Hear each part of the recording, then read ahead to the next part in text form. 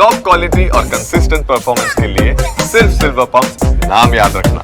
કે reciprocal tariff લાગુ કરાયા બાદ જે અમેરિકા મહાસત્તા છે તે હજુ પણ આગળ વધશે અને આગળ તેની વધારે પ્રગતિ થશે, પરંતુ તેનાથી અત્યારની પરિસ્થિતિ તદ્દન ઉલટી જોવા મળી રહી છે, કારણ કે અત્યારે જાણે કે મહામંદીના ભણકારા વાગી રહ્યા છે। અને હવે ગ્રાફિક્સના માધ્યમથી સમજીએ કે આખરે દુનિયાના શેર બજારમાં કઈ રીતે અત્યારે હાહાકાર મચી ગયો છે। તો દુનિયાના શેર બજારમાં 2 દિવસમાં ડાઉ જોન્સમાં જોવા જઈએ તો 4000 પોઈન્ટનો કડાકો બોલાઈ ગયો છે। આવતીકાલે જે સોમવાર છે એવું માનવામાં આવી રહ્યું છે કે આવતીકાલે જે છે તે અમેરિકામાં બ્લેક મંડે હશે, કારણ કે 1987 પછી ફરી એકવાર આવી પરિસ્થિતિ સર્જાઈ રહી છે તેવી શક્યતાઓને જોવામાં આવી રહી છે। માર્કેટ એક્સપર્ટ આ પ્રકારની શક્યતાઓ જોઈ રહ્યા છે। તો S&P 500માં પણ 17% ઘટાડો નોંધાયો છે। આવતીકાલનો જે મંડે છે તે બ્લેક મંડે હશે તેવી જાહેરાત માર્કેટ એક્સપર્ટ કરી રહ્યા છે। તેઓ પોકારીને કહી રહ્યા છે કે મહામંદીના એંધાણ છે આ। તો નેસ્ડેકમાં 22% ઘટાડો નોંધાયો છે।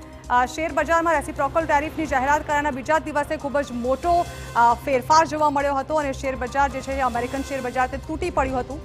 કુલ 6.60 લાખ કરોડ ડોલરની મૂડીનું ધોવાણ થઈ ચૂક્યું છે અને હજુ આ જે નુકસાન છે તે વધે તેવી શક્યતાઓ વ્યક્ત કરવામાં આવી રહી છે, કારણ કે લાગી રહ્યું છે કે ટ્રમ્પનો જે નિર્ણય છે તે અફર છે, તેમાં તેઓ કોઈ જ ફેરફાર નથી કરવાના। તો વૈશ્વિક બજારોમાં 9 લાખ કરોડ ડોલરનો કડાકો બોલાઈ ગયો છે। અત્યારે જે અમેરિકામાં પરિસ્થિતિ છે તેને કારણે વિશ્વના બજારમાં તેની સીધી જ અસર જોવા મળી રહી હોય તે પ્રકારની પરિસ્થિતિ સર્જાઈ રહી છે। તો યુરોપિયન બજારો જે છે તે 4.5% જેટલા તૂટી ચૂક્યા છે અને જેમાં પણ હજુ આવનારા દિવસોમાં કોઈ પણ રિકવરી આવવાના એંધાણ માર્કેટ એક્સપર્ટ્સ નથી જોઈ રહ્યા।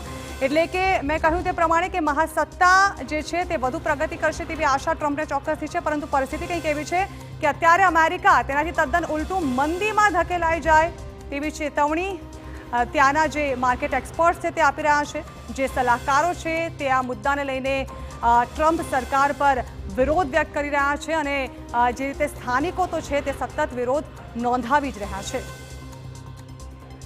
તો જે પ્રકારે હાલ પરિસ્થિતિ જોવા મળી રહી છે અમેરિકામાં, લાગી રહ્યું છે કે આવનારા થોડા દિવસોમાં કદાચ ટ્રમ્પ સરકારને વધુ વિરોધનો સામનો પણ કરવો પડી શકે છે। અને હવે અન્ય